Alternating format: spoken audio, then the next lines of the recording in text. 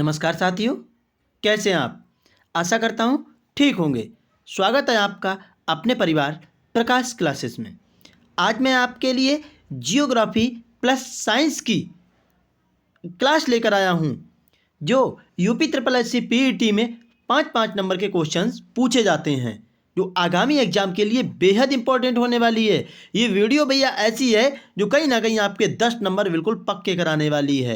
Video को पूरा watch करें, एक भी क्वेश्चन मिस ना हो जाए। अगर वीडियो पसंद आए तो लाइक कर दें, शेयर कर दें, चैनल को सब्सक्राइब कर लें। हर एग्जाम की तैयारी आपकी मुफ्त में होगी भैया। चलिए तो स्टार्ट करते हैं बिना समय गवाए हुए। पहला क्वेश्चन आपकी स्क्रीन पर, किस ग्रह को शाम का तारा कहा जाता है? अरे शाम का तारा पूछा जाए या भैया आपसे भोर का तारा पूछा जाए, बात एक ही है। एक ही को, दोनों का आंसर एक ही होगा।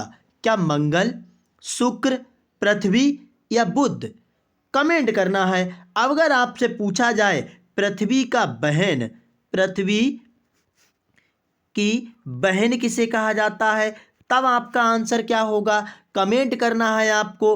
वेरी गुड, बहुत अच्छे भैया, आप आंसर दे रहे हैं शुक्र। शुक्र कहीं ना कहीं पृथ्वी की बहन, सांझ का तारा, भोर का तारा कहा जाता है, क्योंकि ये पृथ्वी के सदृश तारा है। ठीक है साथियों, बिल्कुल। आपसे पूछा जाए सूर्य के निकट भैया कौन सा है, निकट ग्रह कौन सा है, तो ये आप बता देंगे बुध ग्रह। कौन सा? बुध ग्रह। अगर सूर्य के दूर पूछा जाए, सबसे दूर, तो वरुण आ जाएगा। कौन सा आ जाएगा? वरुण। आप कमेंट करना है वीडियो आपको कैसी लग रही है। आपको वीडियो पूरी वॉच करना है भैया, एक भी क्वेश्चन मिस ना हो जाए। अगला क्वेश्चन आपकी स्क्रीन पर, पृथ्वी के सबसे निकटतम खगोलीय पिंड कौन सा है? खगोलीय पिंड क्या होते हैं? अरे भैया वही तो होते हैं आपके जो उपग्रह होते हैं। कमेंट कीजिए। Very good.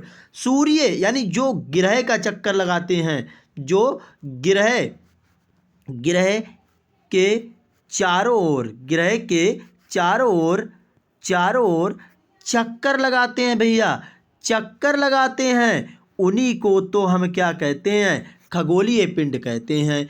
तो आपसे पूछा गया है पृथ्वी का एकमात्र उपग्रह आपका चंद्रमा हो जाएगा। ठीक है, अगला क्वेश्चन आपकी स्क्रीन पर, यह किसने सर्वप्रथम प्रतिपादित किया कि सूर्य हमारे सौर मंडल का केंद्र है और पृथ्वी इसकी परिक्रमा करता है? सबसे पहले मैंने जियोग्राफी लिया, उसके बाद आपको 25 क्वेश्चन जियोग्राफी, 25 क्वेश्चन आपको साइंस के मिलेंगे। 5-5 नंबर आपके बिल्कुल पक्के हो जाएंगे। वीडियो को पूरा वॉच करें भैया। क्या न्यूटन, गैलीलियो, पारिनी या कॉपरनिक्स? कमेंट कीजिए। न्यूटन किसके लिए जाने जाते हैं? बल के नियम के लिए, बल के नियम के लिए। ये भी आप ध्यान रखेंगे भैया, 3 नियम दिए हैं बल के। गैलीलियो सूक्ष्मदर्शी, किसकी? सूक्ष्मदर्शी की खोज की है इन्होंने, सूक्ष्मदर्शी की खोज की है, ये भी आप ध्यान रखेंगे। पारनी किसके लिए जाने जाते हैं? पारनी भैया व्याकरण के लिए जाने जाते हैं। किसके लिए? व्याकरण के लिए। कौन सी व्याकरण लिखी है इन्होंने? अष्टाध्यायी लिखी है, अष्टाध्यायी लिखी है भैया, ये भी आप ध्यान रखना। कमेंट आपका फिलहाल कॉपरनिक्स आंसर हो जाएगा। ये क्वेश्चन डेफिनेटली स्टार लगाना, पूछा जाएगा आपसे। अगला क्वेश्चन आपकी स्क्रीन पर, सूर्य के बाह्यतम परत को क्या कहते हैं? सूर्य, ये आपका देखिए, मैं आपको बता दूं भैया, बिल्कुल ये देखिए, ये परत है आपकी। ठीक है, आप देखिए ध्यान से, ये वाली जो परत है ना भैया, ये वाली परत आपकी कोर है सूर्य की। कौन है? कोर है। ठीक है, अब आपको मैं बता दूं ये वाली कौन सी है, तो ये कोरोना है आपकी। कौन सी? कोरोना वो वाला मत समझ लेना आप, कोरोना, कोरोना है ये। ठीक है, और ये वाली परत जो आपकी बची है, ये आपकी कौन सी है? तो ये आपकी फोटोस्फीयर है। कौन सी? फोटोस्फीयर है आपकी भैया, फोटोस्फीयर है। आप ये ध्यान रखना, आपसे पूछी जाती हैं। क्या मिड वाली भी पूछ लेगा?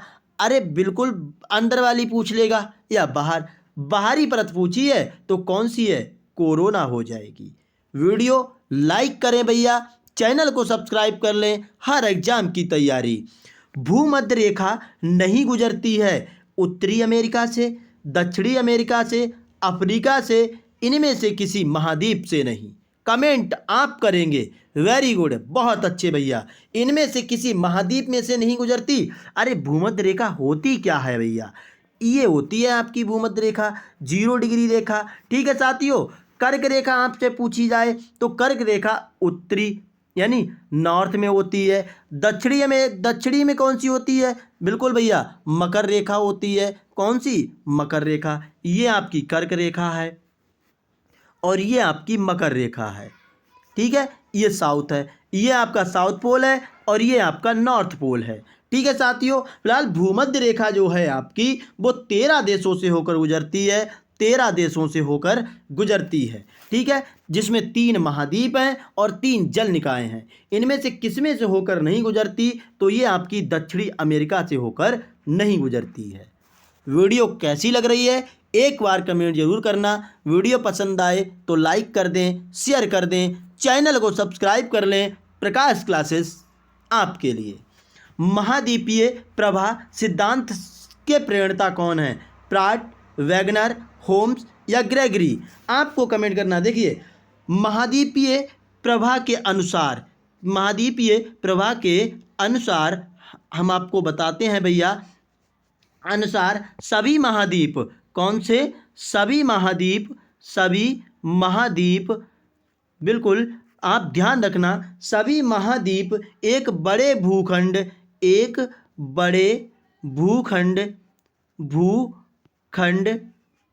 से जुड़े हुए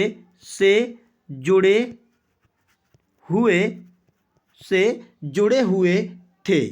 ठीक है, बड़े महाद्वीप को क्या कहते थे? बड़े महाद्वीप को भैया आपसे पूछा जा सकता है, बड़े महाद्वीप को क्या कहते थे? तो बड़े महाद्वीप को आपको हम बता दें भैया, पैंजिया। क्या कहते थे? पैंजिया कहते थे। ये भी आप ध्यान रखना। ठीक है, और बड़े महासागर को किसे भैया? बड़े महासागर को क्या कहते थे? तो बड़े महासागर को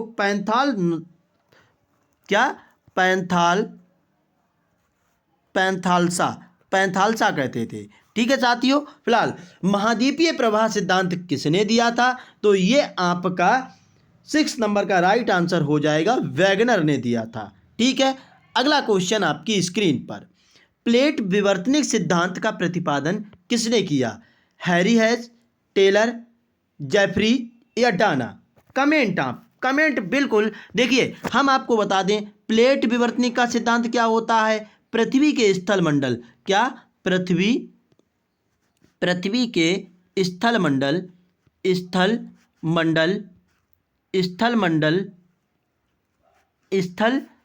मैं आपको सही से लिख देता हूँ, इसके लिए बेहद सॉरी भैया। स्थल मंडल में बड़े पैमाने पर होने वाली गतियों की व्याख्या करता है। यह आपका कौन सा है? प्लेट विवर्तनिक का सिद्धांत है। बिल्कुल भैया, किसने दिया था? तो ये आपका कहीं ना कहीं हैरी हेस ने दिया था। वीडियो कैसी लग रही है एक बार कमेंट जरूर करें। अगला क्वेश्चन, ग्रीनविच से 180 डिग्री मध्याह्न काल्पनिक रेखा क्या कहलाती है?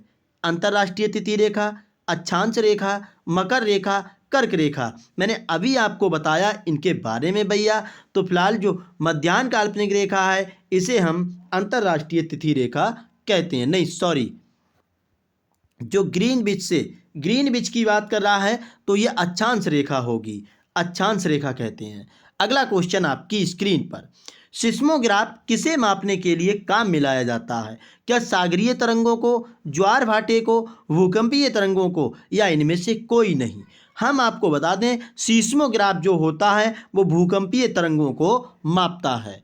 अगला क्वेश्चन, संसार का सर्वाधिक सक्रिय ज्वालामुखी कौन सा है? कोटोपैक्सी, फ्यूजियामा, किलायू या विसुवियस? कोटोपैक्सी आपका ज्वालामुखी जो है वो इक्वाडोर में है। कहाँ है भैया? इक्वाडोर में है, इक्वाडोर में है, ये भी आप ध्यान रखना। ठीक है साथियों। और फ्यूजियामा, फ्यूजियामा भैया ज्वालामुखी कहाँ है? तो ये जापान में है, जापान में है। ठीक है। और आपको किलायू पूछा जाए तो ये हवाई द्वीप में है। कहाँ है? हवाई द्वीप में है, हवाई द्वीप में है भैया। और विषुविष आप कमेंट कीजिए। फिलहाल ये दोनों आपके कैसे ज्वालामुखी हैं? तो ये सुषुप्त ज्वालामुखी हैं, ये भी आप ध्यान रखना। हमसे सक्रिय ज्वालामुखी पूछा है तो किलायू जो है सक्रिय ज्वालामुखी है। सक्रिय ज्वालामुखी वो ज्वालामुखी होते हैं जिनसे हमेशा यानी कि लावा निकलता रहता है, उन्हें सक्रिय ज्वालामुखी कहते हैं। अगला क्वेश्चन आपकी स्क्रीन पर, पर्वतों के उन प्राकृतिक अंतरालों को क्या कहा जाता है जो मार्ग बन जाते हैं? शिखर, टिब्बा, पठार या दर्रा। पर्वतों के उन प्राकृतिक अंतरालों को क्या कहते हैं जो मार्ग बन जाते हैं? एक पर्वत में आपका ये है भैया और एक पर्वत ये है, तो ये आपका मार्ग बन गया। तो कहीं ना कहीं यही आपका क्या कहलाता है, ये पूछा जा रहा है। टिब्बा की बात करते हैं। टिब्बा क्या होता है? टिब्बा पूछा जाता है, बड़े ध्यान से देखना, पवनों द्वारा भैया, क्या? द्वारा पवनों द्वारा रेत या बालू, रेत या बालू, रेत या बालू के निक्षेप, के निक्षेप से निर्मित टीलों को टिब्बा कहते हैं। ये भी आप ध्यान रखना, टिब्बा कहते हैं। ठीक है साथियों। फिलहाल इस क्वेश्चन का राइट आंसर आपका क्या होगा? इस क्वेश्चन का राइट आंसर हो जाएगा दर्रा कहा जाता है भैया। अगला क्वेश्चन आपकी स्क्रीन पर, भूपृष्ठ से निर्मित परिवर्तित अवरक्त विकिरणों के अवशोषण द्वारा भूवायुमंडल के तापमान में वृद्धि की प्रक्रिया को क्या कहते हैं? सुनामी, सौर तापन, ग्रीन हाउस प्रभाव, भूकंपीय प्रभाव। 12 नंबर का राइट आंसर क्या होगा? वेरी गुड, बहुत अच्छे, ग्रीन हाउस प्रभाव कहा जाता है। अगला क्वेश्चन, कौन सी विश्व की सर्वाधिक गहरी झील है? टिटकाका झील, विक्टोरिया, वैकॉल या मृत सागर। मृत सागर एक ऐसा सागर है जिसमें भैया आदमी तैरता रहेगा, डूबेगा ही नहीं। विक्टोरिया झील अब की कहाँ है? तो ये अफ्रीका में है। कहाँ? अफ्रीका में है ये। कहाँ भैया? अफ्रीका। ये भी आप ध्यान रखना। कैसी झील है ये? ये ट्रॉपिकल सबसे बड़ी झील है। वैकॉल झील की मैं बात करता हूँ तो ये साइबेरिया में है। कहाँ है भैया? साइबेरिया में है। ये भी आप ध्यान रखना, साइबेरिया में है। ठीक है साथियों, साइबेरिया में है। और मीठे, सबसे पुराने मीठे पानी की झील है। फिलहाल 13 नंबर का राइट आंसर आपका हो जाएगा वैकॉल झील। अगला क्वेश्चन आपकी स्क्रीन पर, निम्नलिखित में से किस महाद्वीप को अंध महाद्वीप के उपनाम से जाना जाता है? महाद्वीप आपके कौन कौन से हैं भैया? आपके टोटल 7 महाद्वीप हैं। कौन कौन से हैं आपसे पूछा जाए तो एशिया, एशिया तो सबसे बड़ा है। ठीक है, एशिया। फिर अफ्रीका की बात करते हैं, कौन सा? अफ्रीका। फिर उसके बाद नॉर्थ अमेरिका, कौन सा? North America, north America, America हो गया। फिर आपका साउथ अमेरिका हो गया, साउथ अमेरिका हो गया। ठीक है साथियों, ये आपको पूछते हैं इनमें से कौन सा नहीं है, कौन सा है। ठीक है। फिर ऑस्ट्रेलिया, आपका ऑस्ट्रेलिया हो गया, ऑस्ट्रेलिया। और फिर आपका आ जाता है अंटार्कटिका। कौन सा? Antarctica, Antarctica. ठीक है, ये आप ध्यान रखना। फिलहाल इस क्वेश्चन का राइट आंसर क्या हो जाएगा?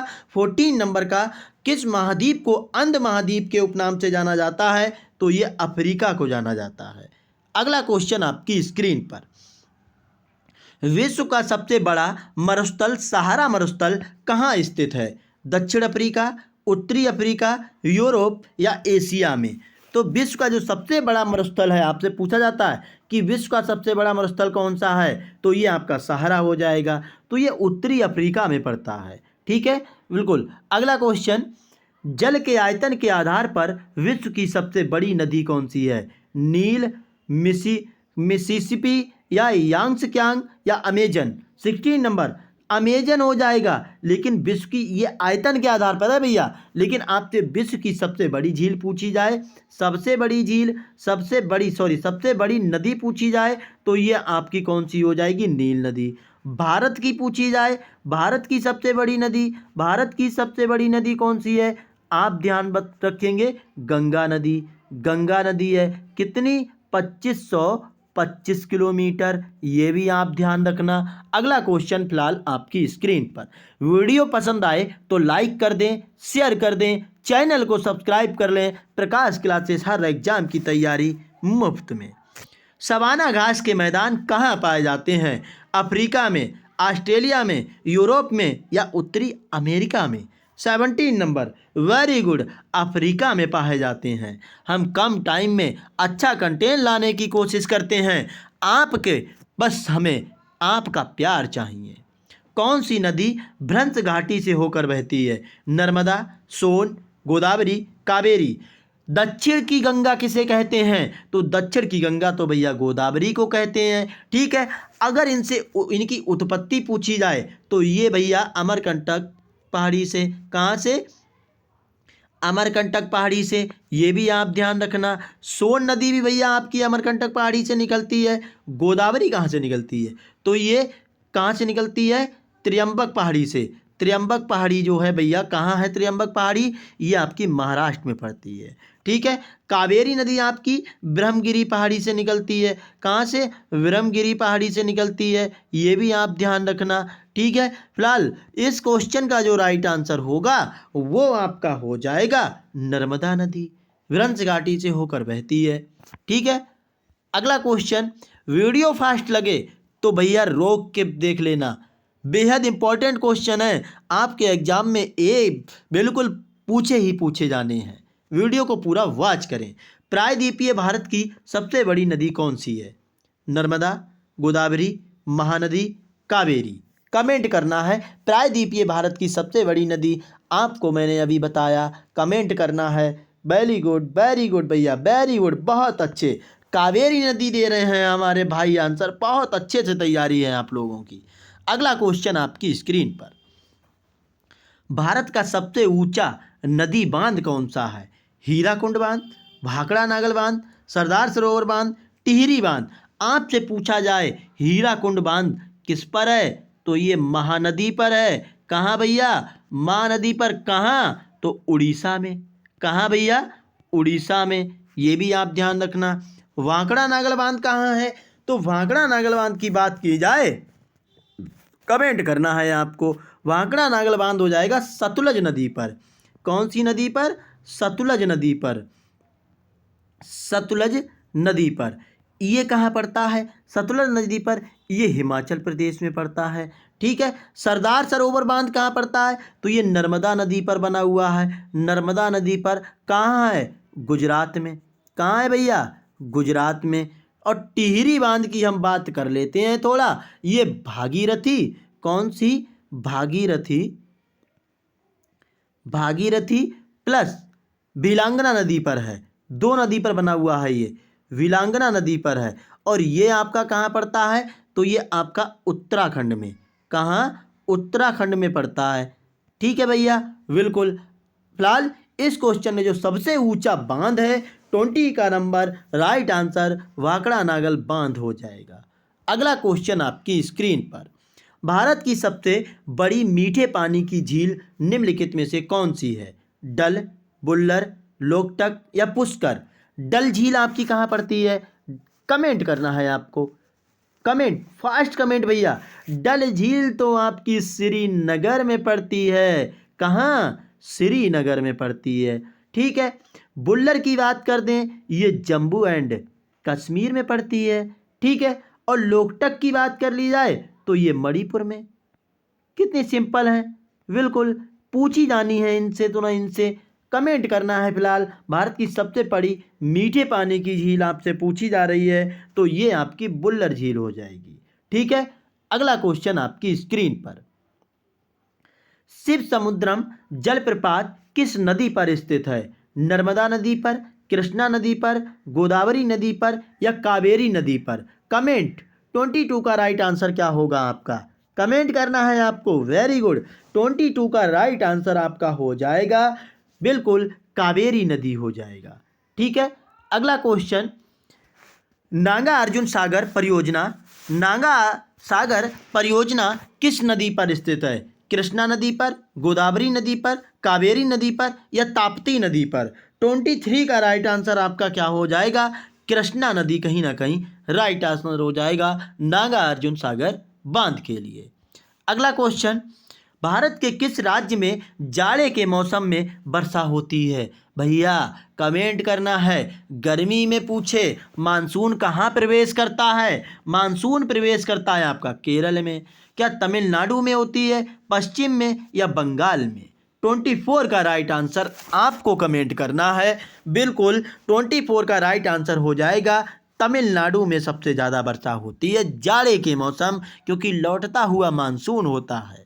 अगला क्वेश्चन, एक सींग वाले गैंडे के लिए प्रसिद्ध काजीरंगा राष्ट्रीय उद्यान कहाँ पर स्थित है? अरे एक सींग वाले गैंडे के लिए स्टार लगा लेना भैया, इस क्वेश्चन के लिए आपसे पूछा ही जाना है। कमेंट। फिलहाल उड़ीसा में आपसे पूछा जाए तो सिमलीपाल, कौन सा? सिमलीपाल हो जाएगा। ठीक है, सिमलीपाल राष्ट्रीय उद्यान हो जाएगा। और गुजरात में पूछा जाए तो गुजरात में आपसे पूछा जाता है गिर, कौन सा? गिर राष्ट्रीय उद्यान। राजस्थान में केवला देव आपसे बहुत पूछा जाता है, केवला देव। ठीक है साथियों, बिल्कुल। और यूपी से आपसे पूछा जाए तो दुधवा, कौन सा? दुधवा राष्ट्रीय उद्यान, ये आप याद रखेंगे। असम में एक और ध्यान रखना, मानस, मानस बहुत पूछा जाता है। ठीक है, फिलहाल इस क्वेश्चन का राइट आंसर भी आपका असम हो जाएगा। अगला क्वेश्चन, पत्तों का हरा रंग, अब हमारी भैया साइंस स्टार्ट होती है। आपको बिल्कुल ध्यान रखना है, आपको कमेंट करना है जियोग्राफी के क्वेश्चन आपको कैसे लगे। पत्तों का हरा रंग किसकी उपस्थिति के कारण होता है? प्रोटीन, लिपिड, क्लोरोफिल या कार्बोहाइड्रेट? कमेंट करना है आपकी भैया। ये कहीं ना कहीं पत्तियां होती हैं। ठीक है साथियों, इनमें आपको हम आपको बता दें भैया, इनमें आपको क्या मिलता है? छोटे छोटे छेद दिखाई देंगे। अब बड़े ध्यान से देखना, इनको क्या कहते हैं? तो इनको हम आपको बता दें भैया, स्टोमेटा कहते हैं। क्या कहते हैं? स्टोमेटा कहते हैं। ये क्वेश्चन आपसे पूछा गया है। पत्तियों में ये छोटे छोटे छिद्र पाए जाते हैं जो हमारी आंखों से दिखते नहीं, ध्यान से देखने पर दिखते हैं, इनको हम स्टोमेटा कहते हैं। ठीक है, बिल्कुल। अगला, फिलहाल इस क्वेश्चन का राइट आंसर हो जाएगा आपका 26 का क्लोरोफिल। वेरी गुड, बहुत अच्छे। अगला क्वेश्चन आपकी स्क्रीन पर, जीवन की मूलभूत इकाई क्या है? कोशिका, अंग होते हैं, उत्तक होते हैं या नाभिक होते हैं? ये इतने इंपॉर्टेंट नहीं है भैया, लेकिन कोशिका नहीं होगी तो जीवन संभव नहीं है। यानी मूलभूत जो इकाई होगी वो कोशिका होती है। अगला क्वेश्चन, दूध के दही के रूप में जमने का क्या कारण है? क्या माइकोबैक्टीरियम या स्टेफाइलोकोकस या लैक्टोबैसिलस या ईस्ट? हम आपको बता दें भैया, माइकोबैक्टीरियम क्या होते हैं? माइक्रोबैक्टीरियम जो होते हैं बहुत सूक्ष्म जीव होते हैं, सूक्ष्म जीव होते हैं जो हमारी आंखों से नहीं दिखाई देते, सूक्ष्मदर्शी पर देखने पर दिखाई देते हैं। और स्टेफाइलोकोकस क्या होता है? ये आपका धनात्मक बैक्टीरिया होता है। कैसा? धनात्मक बैक्टीरिया, धनात्मक बैक्टीरिया, धनात्मक बैक्टीरिया होता है। ठीक है साथियों, फिलहाल। और लैक्टोबैसिलस क्या होते हैं? लैक्टोबैसिलस होते हैं लैक्टिक एसिड। क्या? Lactic acid, lactic acid, lactic acid होते हैं ये। ठीक है, जो लैक्टिक एसिड से जनित रोग होते हैं, से जनित रोग। ठीक है साथियों, फिलहाल इस जो दूध के दही के रूप में जमने का कारण जो होता है वो आपका राइट आंसर हो जाएगा लैक्टोबैसिलस ही हो जाएगा। अगला क्वेश्चन,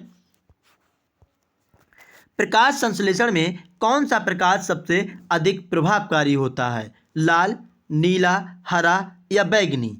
तो सबसे ज़्यादा प्रभावकारी जो होता है वो आपका लाल रंग होता है। ठीक है। अगला क्वेश्चन, पौधों में जाइलम की उपस्थिति में निम्नलिखित में से क्या होता है? जल का वहन, खाद्य पदार्थों का वहन, अमीनो अम्ल का वहन या ऑक्सीजन का वहन? जो जल होता है भैया, जाइलम की उपस्थिति में क्या होता है, ये आपको कमेंट करना है। 30 नंबर का। वेरी गुड, बहुत अच्छे, बहुत बढ़िया भैया। क्या हो जाएगा? जल का वहन कहीं ना कहीं पौधों में जाइलम की उपस्थिति में होता है। अगला क्वेश्चन, प्रकाश संश्लेषण के दौरान निकलने वाली ऑक्सीजन किसके विखंडन से आती है? जल के, कार्बन डाइऑक्साइड, ऑक्सीजन या प्रकाश?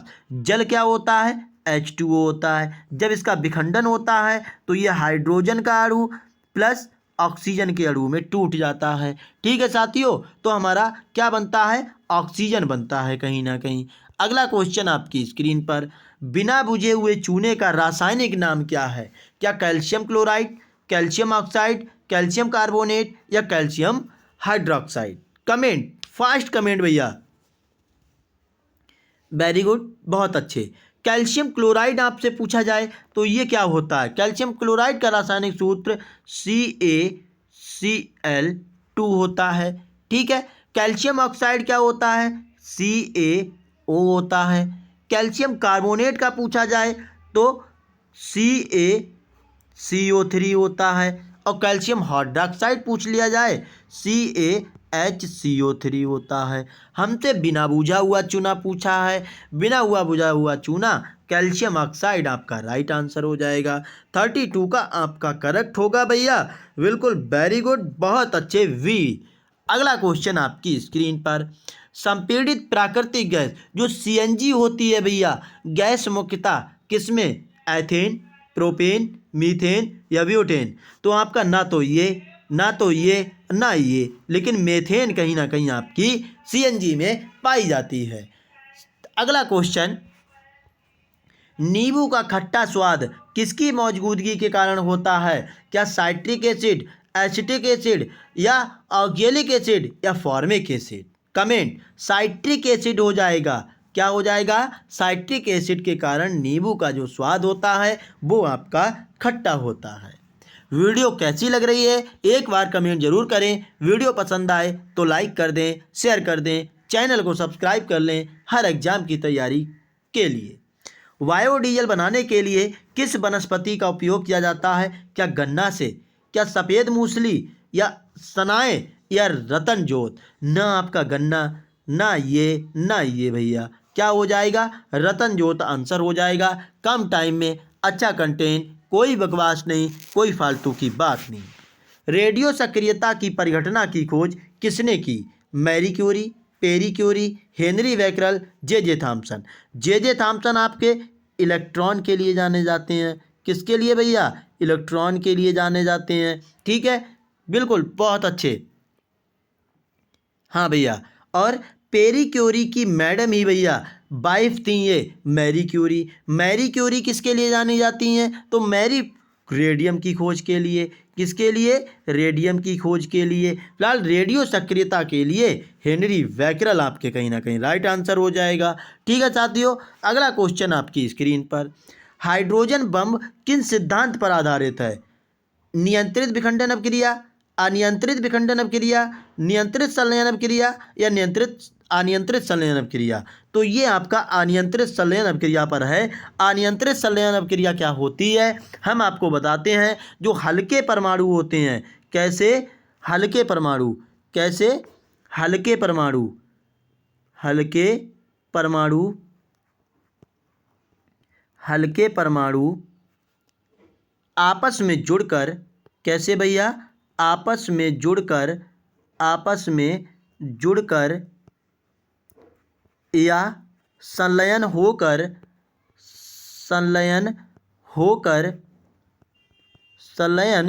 होकर भारी तत्व बनाते हैं। भारी तत्व बनाते हैं। इसी को कहीं ना कहीं आपका क्या कहते हैं?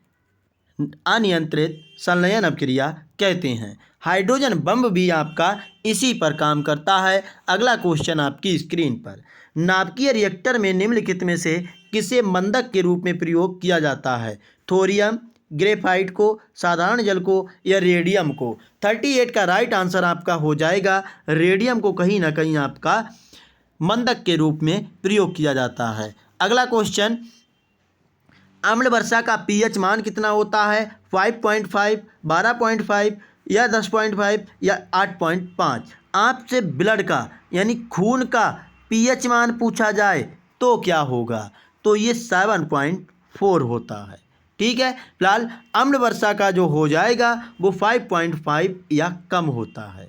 ठीक है, अगला क्वेश्चन, निम्नलिखित में से कौन से ईंधन में सबसे कम पर्यावरण प्रदूषण होता है? क्या डीजल से, कैरोसिन से, हाइड्रोजन से या कोयला से? कोयला से भी बहुत होता है, कैरोसिन से भी, डीजल से भी। क्या कमेंट करना है आपको? 40 नंबर का राइट आंसर आपका हो जाएगा हाइड्रोजन से चलने वाली बसें बहुत जगह बिल्कुल चलाई जा रही हैं।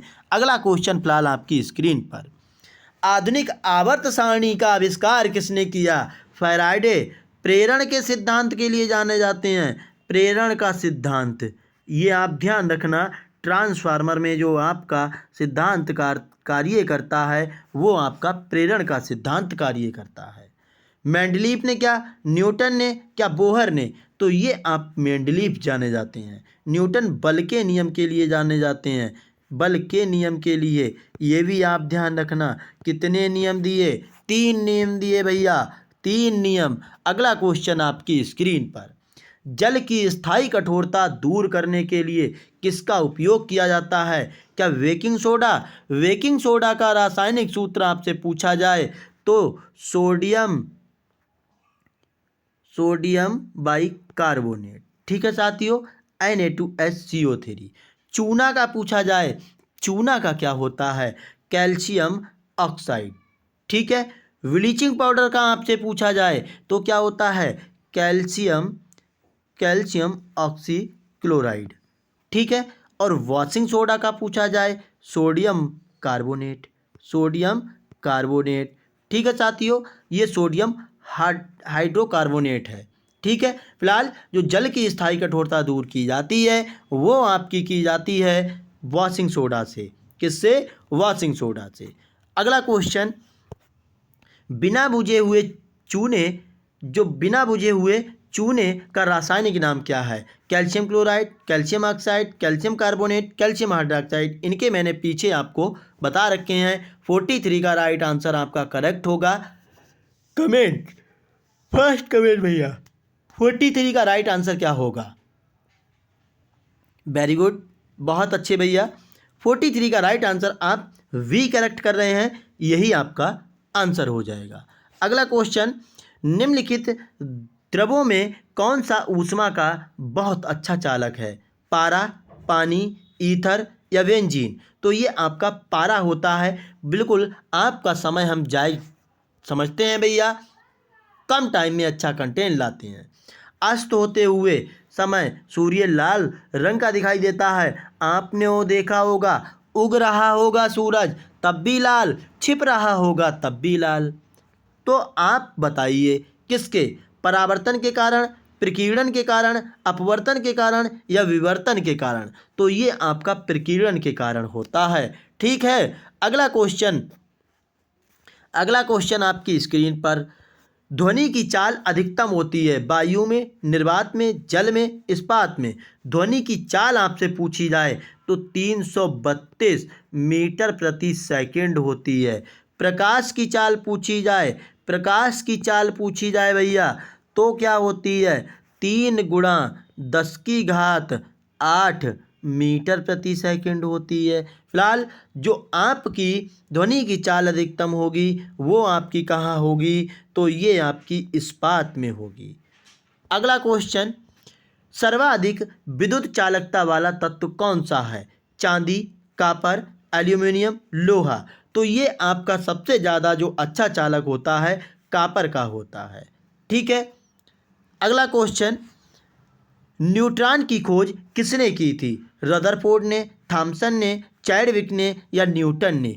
ईंट पर नाच भैया, सभी को पता होगा। 48 का राइट आंसर आपका चैडविक हो जाएगा। Neutron Chadwick. अगला क्वेश्चन, सापेक्षता का सिद्धांत किसने दिया? न्यूटन ने, पास्कल ने, आइंस्टीन ने या बोर्स ने? सापेक्षता का सिद्धांत क्या होता है? ये प्रत्येक वस्तु, क्या भैया, प्रत्येक वस्तु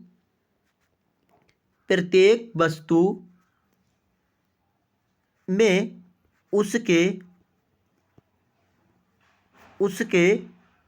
द्रव्यमान के कारण ऊर्जा होती है। क्या भैया? ऊर्जा होती है। ठीक है साथियों, ऊर्जा होती है। फिलहाल यानी E बराबर जो होता है mc² होता है। ये किसने दिया? तो ये आपका आइंस्टीन ने दिया। ये भी आप ध्यान रखेंगे। किसने? आइंस्टीन ने दिया। ये भी आप ध्यान रखेंगे। फिलहाल इसका राइट आंसर सी हो जाएगा। लास्ट क्वेश्चन इस वीडियो का, एक्सरे का आविष्कार किसने किया? हम आपको ये होमवर्क दे रहे हैं, आपको कमेंट करना है।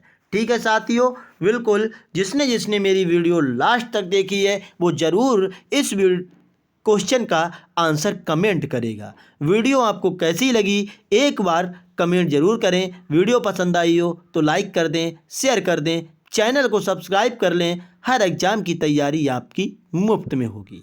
जय हिंद साथियों।